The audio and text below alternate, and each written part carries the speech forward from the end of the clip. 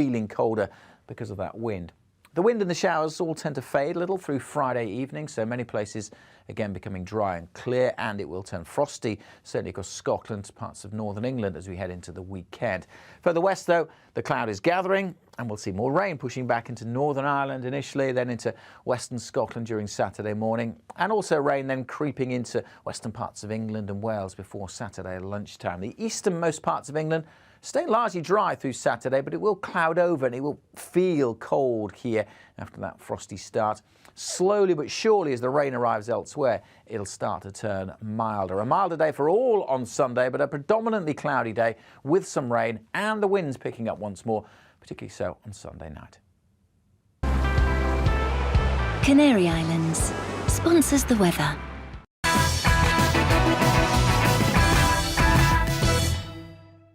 You're watching GB News live across the UK and the world on our digital stream. GB News is Britain's news channel. We are the UK's home of discussion and debate from all perspectives. We are here for you. Don't forget to join our YouTube community by clicking on that subscribe button. And if you want the GB News app, you can click and catch up on programmes anytime. We love to hear from you, so email us. gbviews@gbnews.uk. Thanks for being part of the GB News family. My name is Andrew Doyle. Join me every Sunday evening at 7 p.m. for Free Speech Nation. This is a show where we address current affairs and news stories of the week with the help of two wonderful comedian panellists. I brought in comics because I want to give it a lighter edge, and also they work for less. See you there.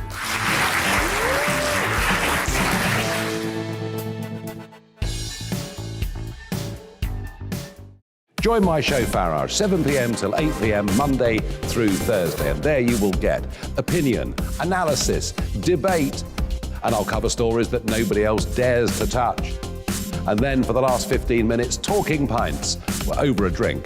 We have a civilised conversation with someone. We very often disagree, but we do it in a grown-up way. Come and join me on Farage.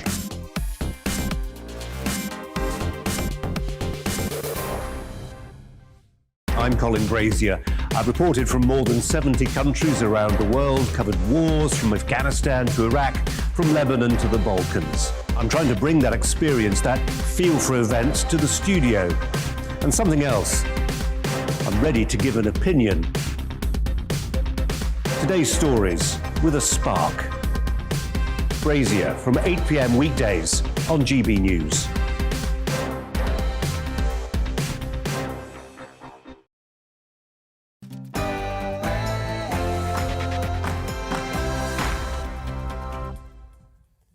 Hello, my name's Dominic Frisby, and in just a few moments we'll be bringing you headliners, comedians looking at the best stories from tomorrow's papers, a whole night in advance. But first, here's Tamsin Roberts with the news.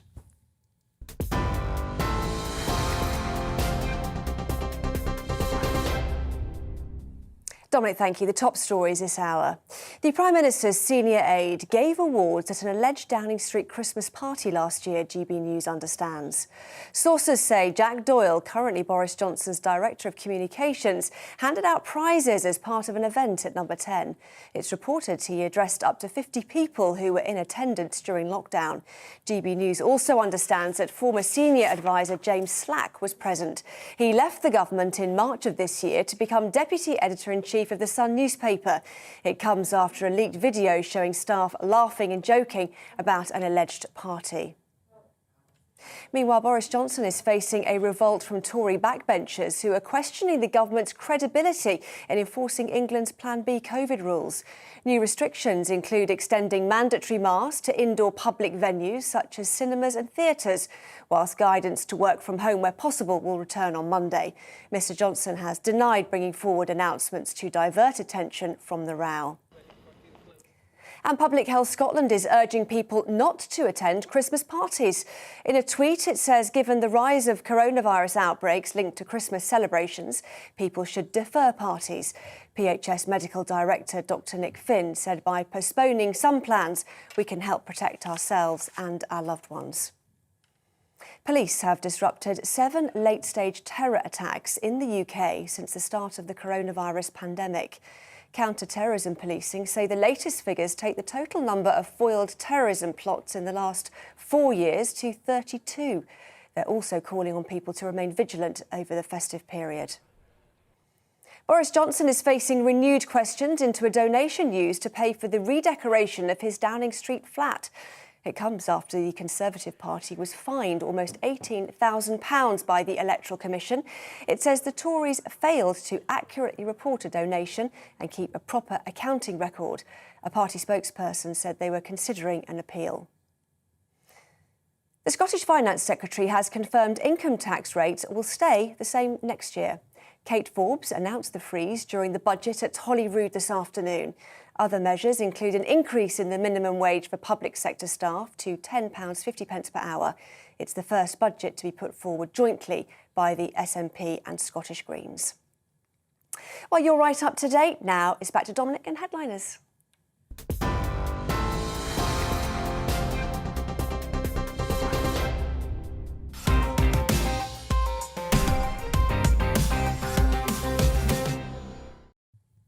Thank you very much, Tamsin. Good evening. Hello, everyone, and welcome. My name's Dominic Frisby, and this is Headliners, the show in which comedians look at the most interesting, the most important, the most amusing, and the most irritating stories from tomorrow's papers, a whole night in advance.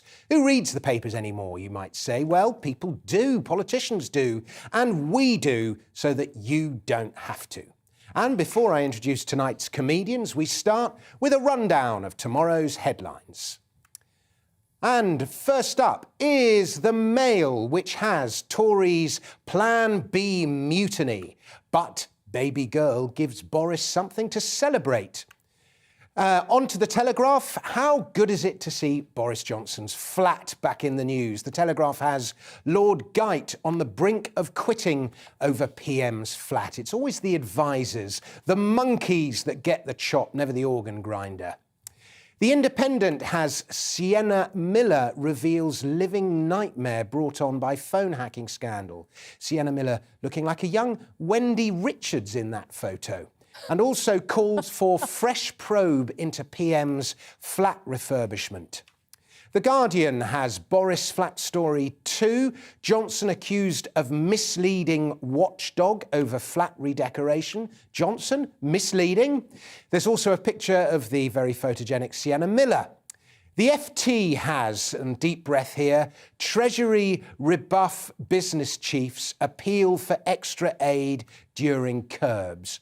Who writes the headlines for the FT? They are incomprehensible day after day. And then lower down we have SEC's Gensler signals tighter oversight of SPACs to put stop on plain old hype. There is another one.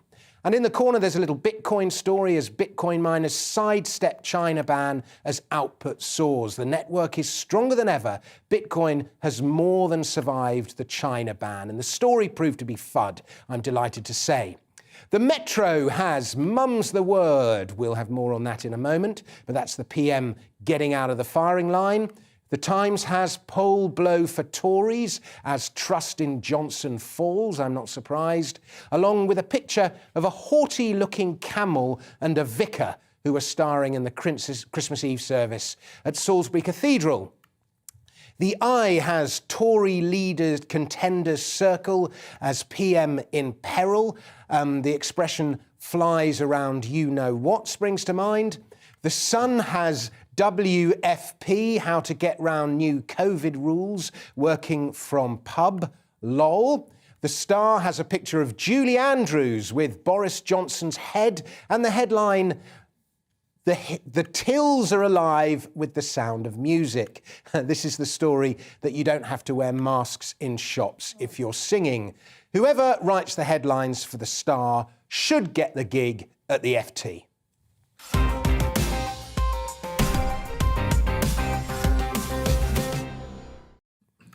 And so to tonight's guests. And unlike at major international football tournaments, Scotland is well represented on tonight's panel. We have Rona Cameron and Leo Kearse. How are the two of you? Great.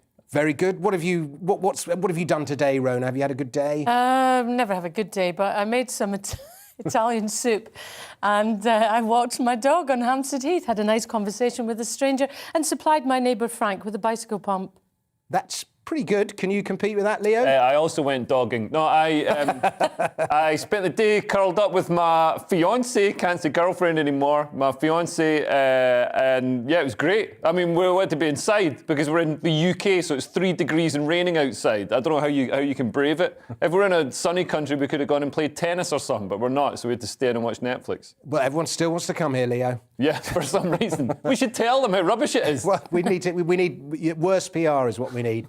Well, anyway, congratulations, Leo. We're all delighted for you. And so our first story is from The Telegraph. Now, as I was going to bed last night, of course, having just watched Headliners, I was pondering the latest COVID mandates, masks, working from home, vaccine passports and all the rest of it. And I was thinking, I can't believe that they are so brazen and so inconsiderate that they would impose something like that, inflicting so much upheaval and worse on so many, just to distract attention away from the scandal that has engulfed them over parties at Number 10. He seems to have wriggled out of a lot in his life, but there is no way, I thought, that even Boris is going to wriggle out of this one. Or will he? And then I went to sleep, and then as I was lying in bed this morning, I got a notification on my phone from the Daily Telegraph. Carrie Johnson gives birth to second child. Yep. And I was like, how does he do it? So what can you do except say congratulations and wish him and Carrie well in what is a magical time, that fortnight after a newborn? There is, in my view, no other experience that puts you more in touch with the meaning of life than being at a birth. And so what can we say except congratulations and wish their baby girl a life of health, happiness and good fortune. But nevertheless, Leo, a very convenient time to give birth. Well, remember when he used to have to buy a dog to distract people from terrible stories? Now he's got to actually produce a child. So it's getting ramped up. Pretty soon he's going to have to, like, reanimate a dinosaur. Yeah, or give birth to an alien or something like that. Yeah. But it is nevertheless a magical time, and we can only say congratulations. You can't sort of attack a man when his wife's just given birth, can we? Or can we, Rona? Well, yes, we probably can. I wouldn't say attack, but yeah, I mean, is it hugely exciting that another person has been made on this overcrowded, crazy planet? Yeah, I guess. Well, yeah. Woo, woo. I know. Pop, pop, pop. I know you're part It's his 7th child, so he's used to it by now. That he knows of. I tell you, when I look at this story, I have a few thoughts. I'm reminded of, it seems to be quite a good pairing, the younger woman and the older man. We were talking about this, weren't we, Leo? I'm all for it myself. It seems to work quite well in that world, in that mating heterosexual arena world. As an outsider, I can see that this works out pretty good, with women's fertility being at its peak around this time. Yeah. The older man, in most cases, his testosterone has dropped slightly. Not mine. Nor mine. So you say. Let me tell you. They become less of an a-hole in some respects, but not in this occasion. I get the feeling that Boris Johnson, based on my own personal intuition, right, that he's not the most sincere of human beings, to put it mildly. And I feel like he's one of these guys that's just going along with what's expected of him. You know, he gets various women up the duff. He's got kids. He's got multiple homes. This child will be brought up in a perfect life. And, you know, it's a reminder of the people who are not brought up in perfect lives in this country, especially ones who've lived under terrible Tory austerity for years. And that's my main thought on the birth. The word is that well, the conspiracy is... Just tell us the word. Well, the conspiracy is that it was like they would... She didn't go into Labour. It was very sudden, put it that way. She went into the Tory party. The punmeister general speaks. But yeah, like I think it's unfair. I think you're a bit unfair about saying this child's going to be brought into a perfect life. I don't think he'll have a perfect life whatsoever. I mean, no, not the psychodrama of the family, but it will have what it needs. And also, not from sense. A material point of view. And you're right. You know, I mean, I don't call it Tory austerity causing all these problems for children. I call it bad parents.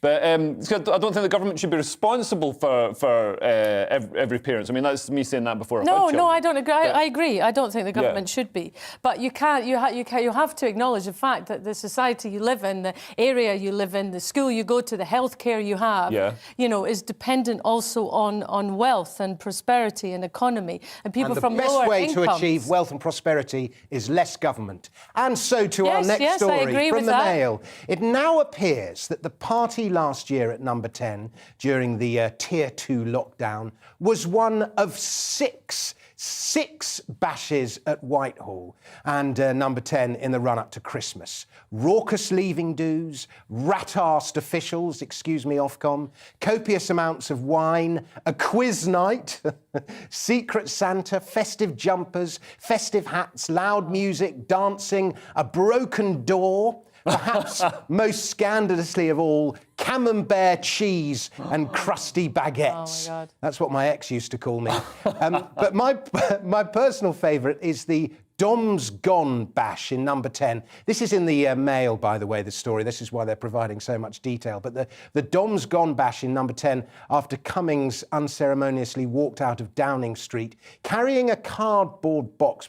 Presumably they weren't serving Princess Nut-Nuts at that party.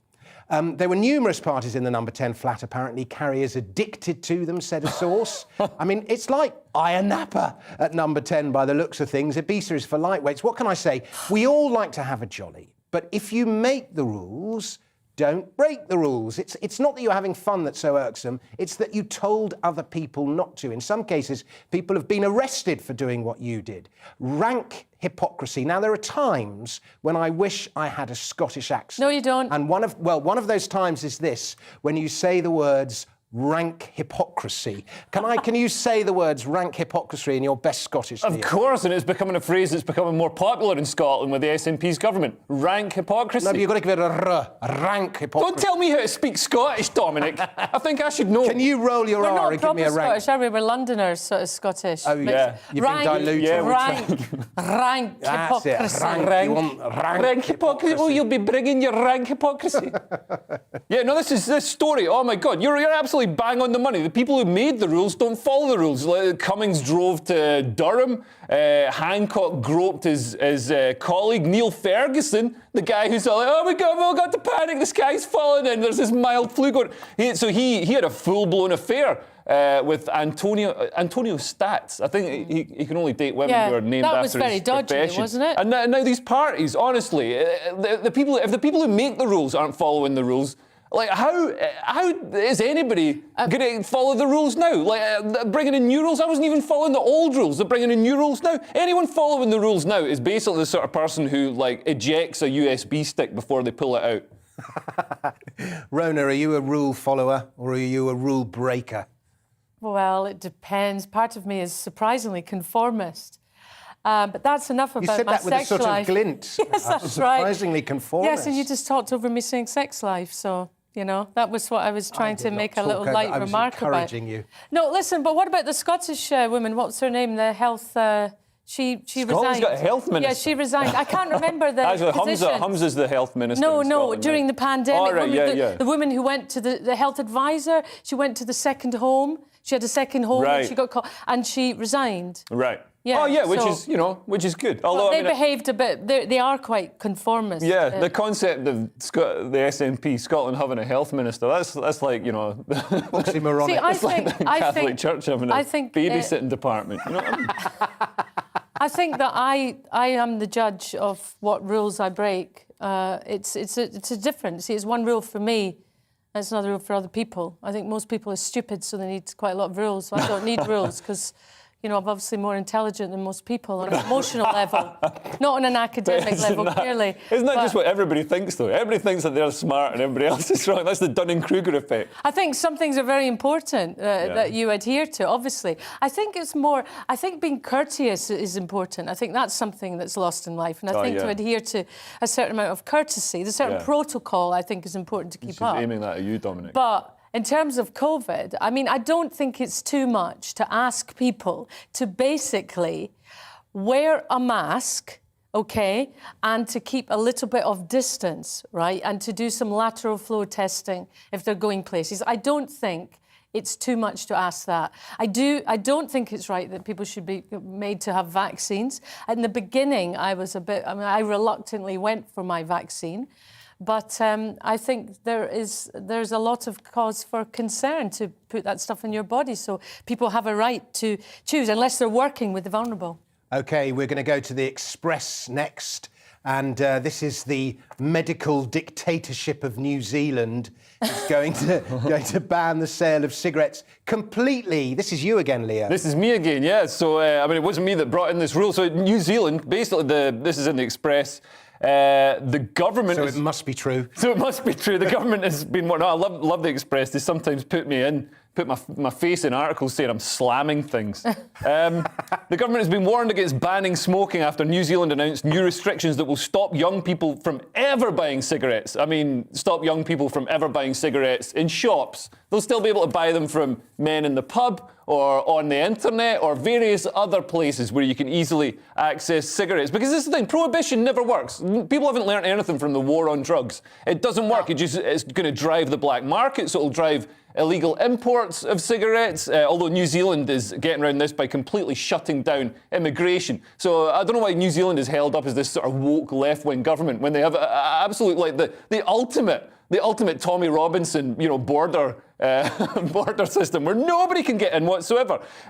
So yeah, anyone under 14 in the country will never be allowed to buy cigarettes in the entirety of their life. So from now on, like you're 14, you get to 30, you still can't buy cigarettes.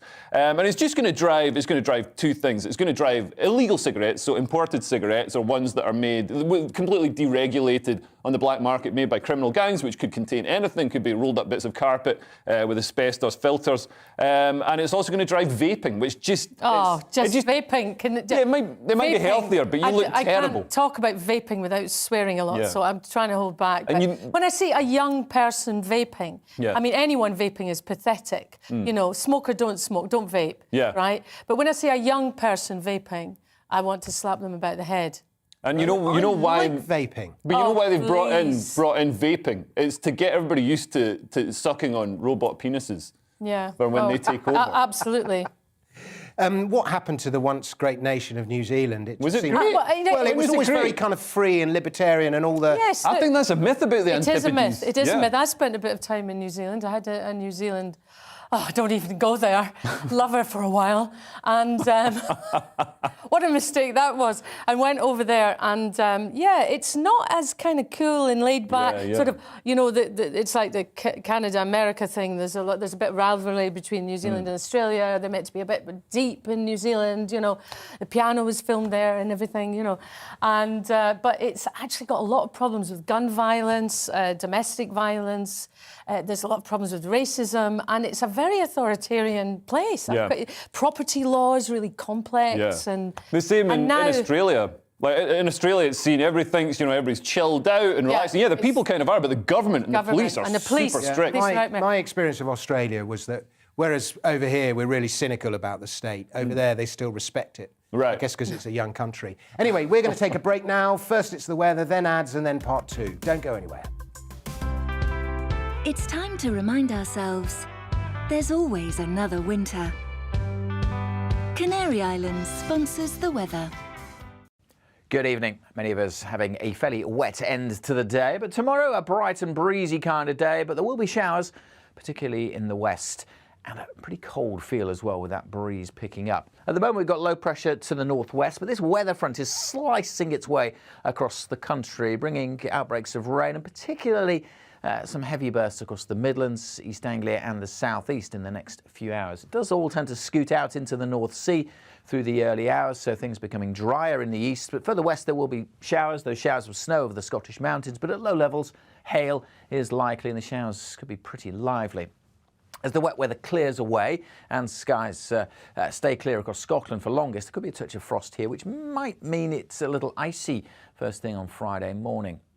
During Friday, though, much of the east dry and bright with sunny spells, and the same goes for southern England. A few showers in the southwest. Certainly lots of showers for northwest England, Wales, Northern Ireland and western Scotland.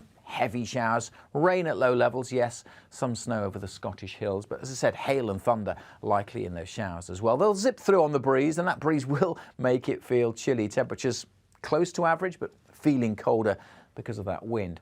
The wind and the showers all tend to fade a little through Friday evening, so many places again becoming dry and clear, and it will turn frosty, certainly across Scotland, parts of northern England as we head into the weekend.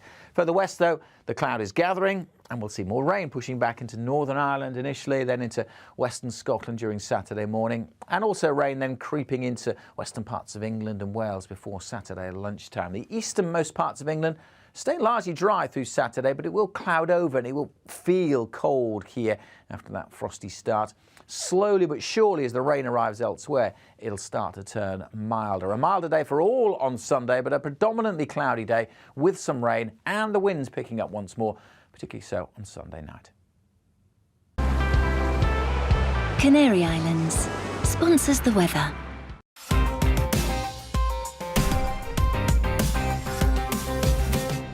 You're watching GB News live across the UK and the world on our digital stream. GB News is Britain's news channel. We are the UK's home of discussion and debate from all perspectives. We are here for you. Don't forget to join our YouTube community by clicking on that subscribe button. And if you want the GB News app, you can click and catch up on programmes anytime. We love to hear from you, so email us. gbviews@gbnews.uk. Thanks for being part of the GB News family. My name is Andrew Doyle. Join me every Sunday evening at 7 p.m. for Free Speech Nation. This is a show where we address current affairs and news stories of the week with the help of two wonderful comedian panellists. I brought in comics because I want to give it a lighter edge, and also they work for less. See you there.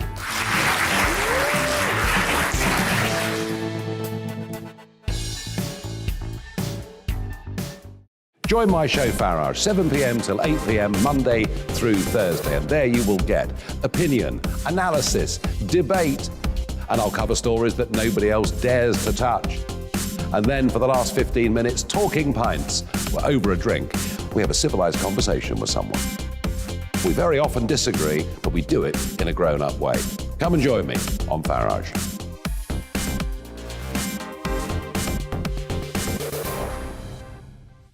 I'm Colin Brazier.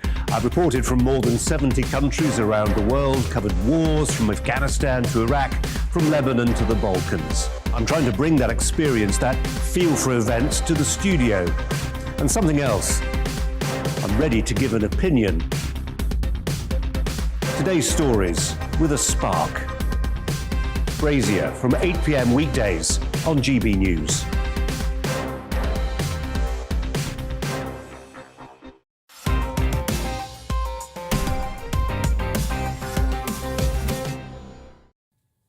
Welcome back to Headliners. I'm Dominic Frisby. With me are two comedians in the form of Rona Cameron and Leo Kearse. If I'm a silver fox, Rona is a silver vixen, and Leo a silver-tongued devil. Right. Can I just say I'm part vixen, part fox? Okay. Okay, with a mix. Yeah. Okay, you're... Depends how I feel, how the mood takes me. Okay, fair enough. Can I just say I'm much younger than you? You're only 7 years younger than me. Am I only 7 years younger I'm than 52. you? Jeez, you must have had a tough paper round. I've never delivered papers in my life. Right, we've done the front pages. Let's have a look inside. And the Express is also bashing another wannabe medical dictator, Nicola Sturgeon, for covering up a report about flaws in her new indie ref plan. What are your thoughts, Rona? And Leo, you have to be quiet about Nicola for a little bit. Yes, well, I find it a bit awkward. I don't like hearing people slagging off Nicola Sturgeon. I know, I saw you bristle when I said medical dictator. Yeah, I think, I didn't vote SNP, OK? I don't actually have, I didn't have a vote in Scotland the last time, but I feel like I have quite a lot of respect for her in a way. Okay, what's the story? Because she's a grassroots... I'm a 56-year-old vagina person, so I'm not like that, OK? So give me a break, right? Don't give her a hard I keep time telling you about her every age. week, my menopause is hell, right? So I've slowed down. So you just have to, if I'd been like massively pregnant, you might just cut me some slack. So just, just chill out a little bit. I was just driving the show gently All right, okay. So let me get back to this. So obviously there is going to be an attempt to bring about another referendum in 2023. Now, this guy, this is in the Express, so, it's obviously not one bit of truth in this story. But the Scottish, what worries me about this, reading this, is I have to quote these words, Scottish Conservative. And that's not good. These are two very ugly words to put in one sentence. This guy, Scottish Stephen isn't an Kerr. ugly word. Well, no, there's a saying. Uglier than There's a saying, the only thing worse than a Tory is a Scottish Tory, right? So this guy, Stephen Kerr, thinks he's spilling the beans in the story in the Express, saying that an inside guy from SNP has actually, laid out all these flaws in the independence. The independence case, and it's just the same old stuff. There's nothing particularly new here. It's just about the symbiosis of the union, and it wouldn't work economically. And all the true facts. 60% of Scottish exports are with the rest of the UK. So, it would be like Brexit on steroids for Scotland. And the front line with Europe, the border between Europe and the UK would be in Dumfries and Galloway. Yep. So that's where the Calais jungle camp would be. And I just think, the independence referendum was laid out as a once-in-a-generation referendum. And then, 7 years later, they want another one? It's like, we're not badgers. That's not a generation. Yeah. Maybe this is why the SNP are so intent on driving health outcomes down in Scotland. It's so eventually people will be dying so young that 7 years will be a generation. I just feel like I have quite an ambivalent relationship with Scotland because, like you, I've been, I kind of made my life in London, 25 years in London, so I've always identified as a Londoner. Yeah. I've spent more time back there as I've got older because my mum's deteriorating, and there's stuff about the countryside, the climate I love, but it does have some real problems that I feel I don't like the idea that a lot of the problems in Scotland, the health statistics are appalling. It's the MS cancer capital of the Western world. It's huge problems with violence, addiction, drugs are insane. Drug deaths are 3.5 times higher than the rest of the UK. Obesity, diabetes. There are other factors. You cannot blame it on being part of the United Kingdom. Yeah. And what I object to is the nationalists that I speak to up there cannot see past that. Everything is blamed on that. Yeah. But on the other hand, I can totally understand why people in Scotland who've had years and years of crap from a Tory government they didn't vote for want to take. Some of them voted for the Tories. Yes, some of them did want to take this situation. And also, I don't understand why hands. Scottish nationalism is seen as this benign, progressive force for good when they're basically a bunch of Tommy Robinsons hating the English, wanting their own parochial, inward-looking state. I can't stand the inward-looking nature of that. And I still get a lot of, you're not going to London, what are you going there for? Yeah. It's like, what? What do you mean? People aren't friendly in London. I know. People aren't. It's because you got a chip on your shoulder. But we're gonna end that.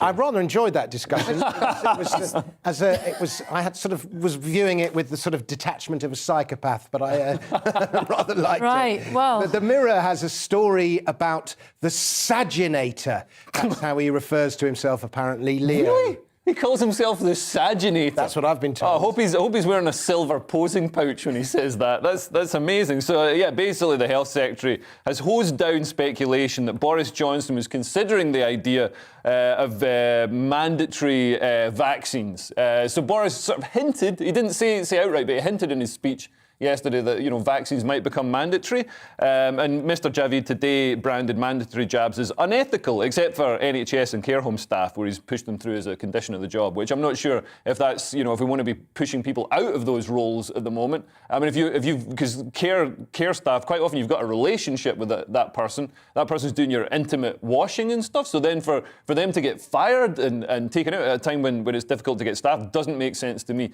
But I agree with I agree with the health secretary that, you know, mandatory vaccines are a terrible idea. They're actually going to put people off getting vaccinated. Like, if you went into M&S to buy a T-shirt and, like, the sales assistant got you in a headlock and rubbed a T-shirt in your face, and you got to buy this one, you go to jail, you'd be like, whoa, I'm not shopping here. I'm going to go to Georgia Asda. You know, like that's how I feel about mandatory vaccines. Well, I think there would be a stronger case. I mean, I think they're evil.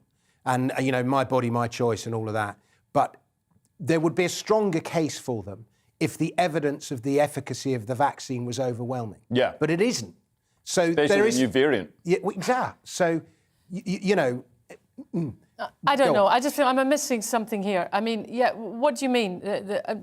Putting the stuff into your body, the vaccine? Yeah. Well, there's the heart attacks among young men, for example. Yes, you know, I mean, I think when young men are pretty...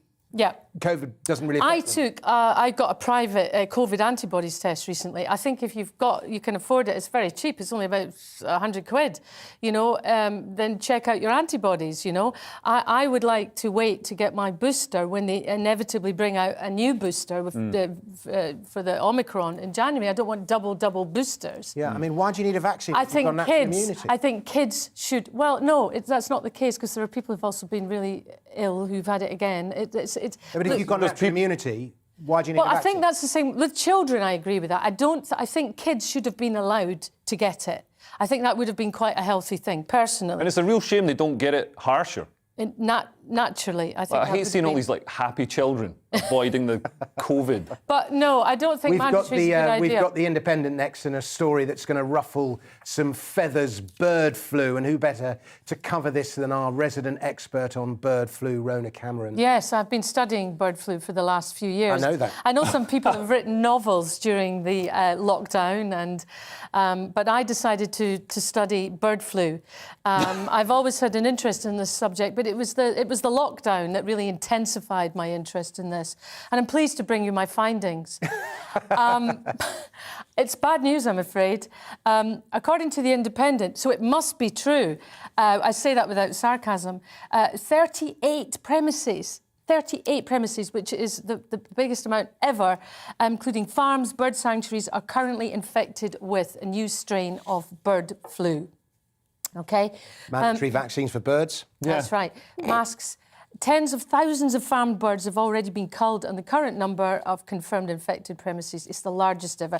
The UK's Chief Veterinary Officer, Christine Middlemas, told the BBC that the phenomenal level of bird flu will have huge human, animal and trade implications. Okay, it is reassuring people about eggs. I don't know about you, but I couldn't live without eggs. Eggs. Well, yeah, eggs are great, but I mean, it's bird flu. Who cares? Like, a duck gets a cough. I don't care. I'm not a duck. I mean, I would if a swan got a sore throat. Then, because their necks are so long, that'd be like horrific. That'd be torture for the swan. You know, if you keep chickens, you have to keep them all inside while there's a bird flu outbreak. And now people have to stay inside with their birds. What, in the house? No, in like a barn or something. In a barn? Yeah. Have you got a barn? No. Can I just... Family listen, that stuff you were saying about the swans, that's the classic reaction from someone who doesn't know about bird flu. And I was like that before I studied this. Yes, it is. You know, this Dr. Middlemas said, I love this, we're going to need to keep up these levels of heightened biosecurity for all that time, because we're doing so well with the human pandemic. Yeah, surely ducks are looking at us and be like, I don't want to get that human flu. On that note, we're going to take a break. Don't go away. Part 3 is the best bit, and it's coming right up.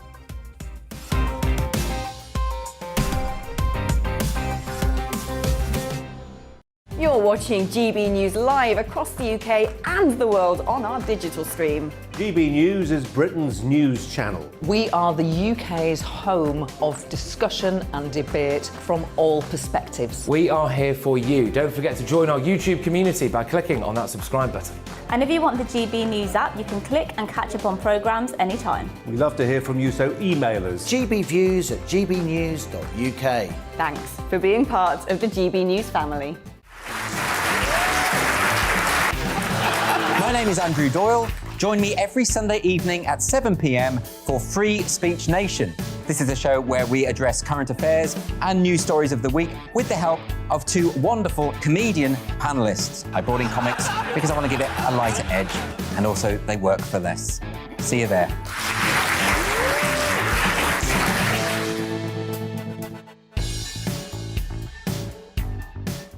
Join my show Farage, 7 p.m. till 8 p.m. Monday through Thursday, and there you will get opinion, analysis, debate, and I'll cover stories that nobody else dares to touch. And then for the last 15 minutes, talking pints. We're over a drink. We have a civilised conversation with someone. We very often disagree, but we do it in a grown-up way. Come and join me on Farage.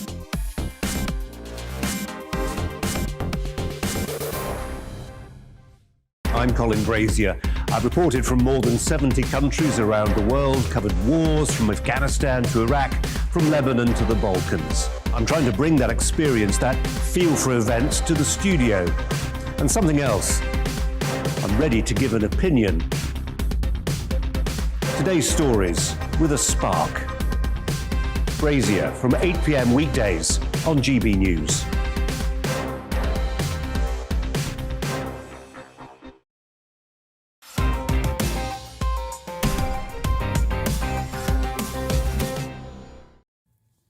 Welcome back to Headliners, the show in which comedians look through tomorrow's papers the night before the morning after, giving you the chance to get really wound up just in time for bed. My name's Dominic Frisby, and with me are two travellers from the land of Celts, Picts and Jutes, Rona Cameron and Leo Kearse.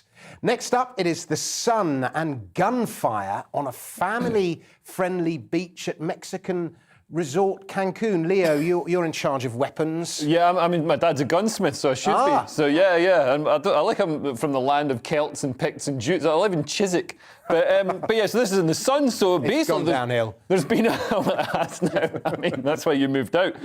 So tourists had to scramble for cover after gunfire broke out on a beach at a family-friendly Mexican resort in Cancun, which is where you fly into if you go into Mexico. It's great. And I love these names. These are two Americans who are visiting from Minnesota, described the gunshots and terror on the beach. Andy Guyrich and Kerry Arms. So I should imagine they were packing their own heat. Their attackers pulled up to the beach on jet skis and opened fire. I don't think they opened fire at people, but they fired into the air. The jet skis were found a mile away on a beach in Seas. So the shootings are the latest chapter in drug gang violence that has sullied the reputation of Mexico's Caribbean coast as a once tranquil oasis. So rival cartels often kill other gangs, street-level dealers in Mexico to eliminate competition and ensure their drugs are sold first. But this, I mean, traditionally, the sort of drug violence hasn't, spilled over into tourist areas. So I don't know if was this actual violence or people on a jolly? It sounds like they were just shooting guns into the air. Yeah, I mean, if it had been, it wasn't a wedding in Afghanistan. This is a tourist beach in Cancun. You can't just ride around on a jet ski firing guns into the air. I'm going to rival this story. I remember when I was about 22 or 23 years old, I was backpacking all around South and Central America, and I was on a little island called Roatan, which is just off the coast of Honduras. Yeah. And being on a beach there, and there was a drunk bloke, and he rode up onto the beach with a bottle of rum in his hand on a horse, and the horse reared up on its back legs, and the man then pulled out his gun and shot the gun in the air like in a Western, screamed something in Spanish, and then rode off. so that was on a tourist beach. It was kind of like, whoa!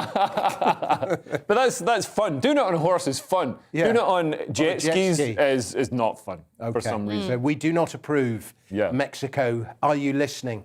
Right, we turn now to The Independent, which reports that Sienna Miller has won substantial damages from The Sun over phone hacking. It turns out that The Sun is less than reputable. I'm flabbergasted. Rona. Yes, in The Independent, which means it is true, and I'm not being sarcastic. Yes, Sienna Miller has... I do, yes, I know I said it. I've not got dementia yet. That's your new catchphrase. Yeah, well, yes, indeed. She's won, I should imagine, a lot of money, and deservedly so, because she has been battling against the Murdoch-owned paper for quite a while now. She did want to appear in court, but there was a settlement.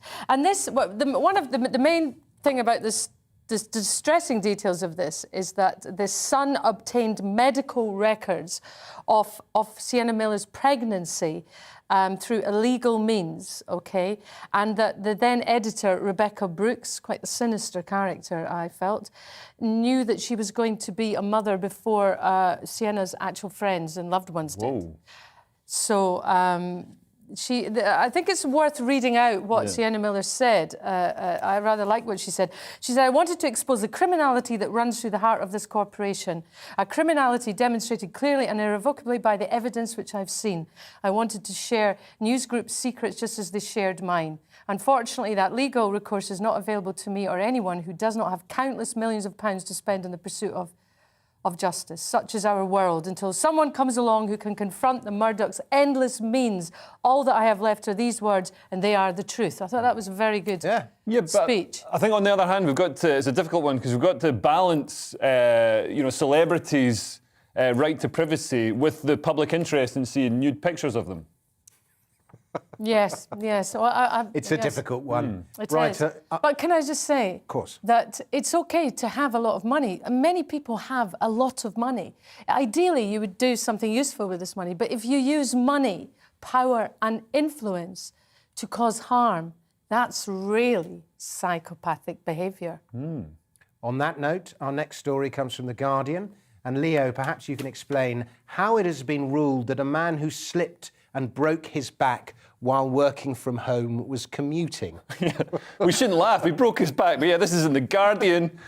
So a German court has ruled that a man who slipped while walking a few metres from his bed to his home office can claim on workplace accident insurance as he was technically commuting. So he was working from home and on his way to his desk, which is one floor below his bedroom, and he's got a spiral staircase. So he slipped on the spiral. You can imagine how painful that was. Spiral staircases are really hard. I mean, all staircases are hard. You wouldn't get a bouncy staircase.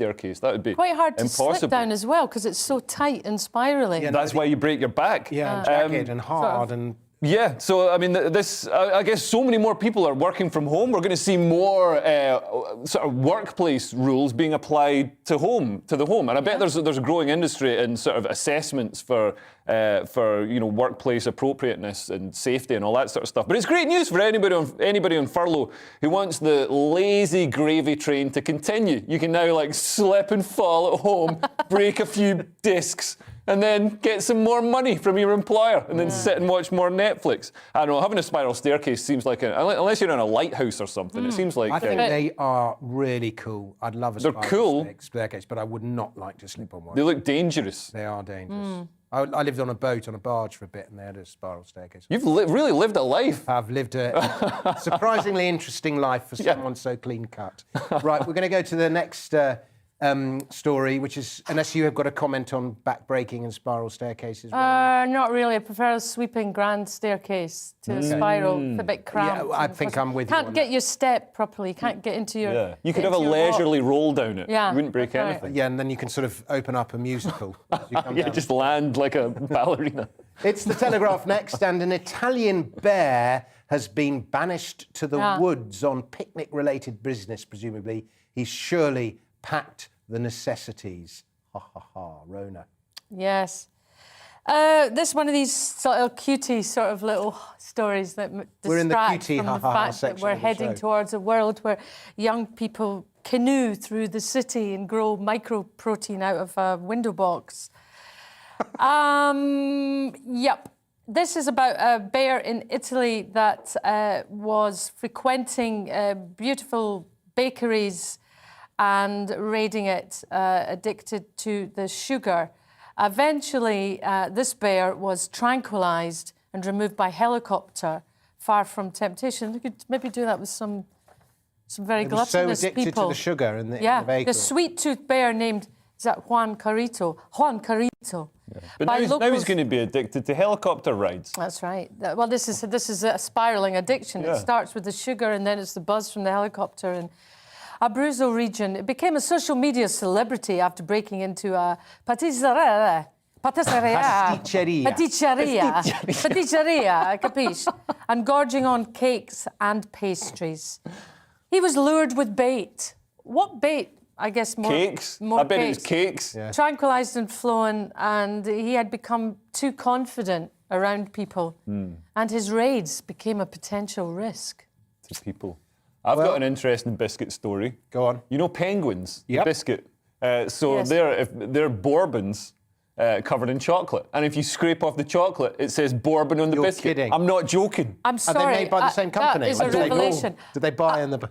Bourbon's a generic. Yeah. So anybody can make a bourbon. Okay. So, but only Penguin. You're can make telling me Penguin. it has a lettering bourbon? Yeah, that's what a comedian told me, Darius Davies, and he knows everything. No, I don't. That is. I'm going to have to go home right now. The Telegraph reports that the EU is blocking the UK from a flagship research programme because it does not trust the British government. Nor do we. Leo. Yeah, so this is in the Telegraph. The European Union is blocking the UK from its flagship research programme for scientists and nerds like that because it doesn't trust the British government after its threats to tear up the Northern Ireland Protocol. I don't know that that's got anything to do with science and academic research and all the rest of it. I mean, this is, I don't know, like, so there's this £77 billion programme. So, you know, huge EU bureaucracy, and non-EU countries are in it. They've been granted associate membership of it. So Georgia, Israel, Bosnia and Herzegovina, Kosovo, Montenegro, North Macedonia and Serbia. So I think all those together used to be called Yugoslavia. But they've countries that aren't in the EU have been granted access, but the EU is holding off. They're using it as a bargaining chip. It's just more brokemanship and boring political negotiations. If people had known how much boring political negotiations Brexit involved, people would have never voted for it. This is the unintended consequences. And, Brexit didn't even give us control over our borders. It gave us less control because now we've got less leverage with France to say, can you keep people there? You're wrong. It's the Telegraph next, and residents are patrolling the streets on horseback. Is this a good idea? Yay or nay? Oh, very good. Rona. Yes, OK. This story in the Telegraph talks about effectively what is going to be a neighbourhood watch scheme in a sort of rural part of Wiltshire, where residents mount patrols on horseback. There's been obviously a drop in police, and also that loser police force underneath the normal loser police force, the volunteer, the saddle one. Yeah, the volunteer police force, the community policemen, the tragic... Community support officers. I don't think that is volunteer. The community support? No, Neighbourhood Watch are volunteers. So they're the curtain twitchers. What's so it's going to be good for people with really high windows. What is community support? It's just a support officer for the police. They're not official police officers, but they provide technical assistance and support. They've got all the issues of the police, but not as much. They got no powers to do anything. Even fewer powers than the actual more complex individuals. I got fined by one for riding my bicycle on the pavement. Well, you should have told him to. I was tempted to, but I was too polite. So, why were you riding your bike on pavement? I had a run because they blocked the road and you had to go round the pavement, and they was waiting there catching people who blocked the road. That is just... I hate it when they do that. It happens all the time. I'm a cyclist too. It is deeply annoying. So look, rather than reporting on antisocial behaviour, the volunteers will be responsible for spotting signs of potential rural crimes, including poaching, theft from church roofs, poisoning of birds of prey. Not to be confused with the bird flu. It's a completely different thing. Yeah. Or fly tipping. No one likes a fly tipper. No one likes a fly tipper. OK, I'm conflicted here. I know that when communities take care of themselves, it's quite empowering, and the more small communities we have running themselves, the less sort of state control, and I'm all for that, OK? That's quite emancipating, moving away from one sort of big model. But on the other hand, I'm thinking about a lot of annoying horsey people who are already usually quite authoritarian, right-wing and boring. Not that these things always go together, but I have noticed from a lot of the time I spend in Dorset that the horsey types, they're a bit, it's all about the horse, move out the way, take your dog and your dog crap. It's all about the horse. They are a bit like that. I'm on a horse. Can you move out the way, please? I've got a horse. They're a bit, you pull up now and you rev your engine to try and get the horse to move over a little bit. I have a horse. They don't like it. Slow down, I'm on a horse. Beeping your horn, come on, horsey. I'm pro-horse people for what it's worth.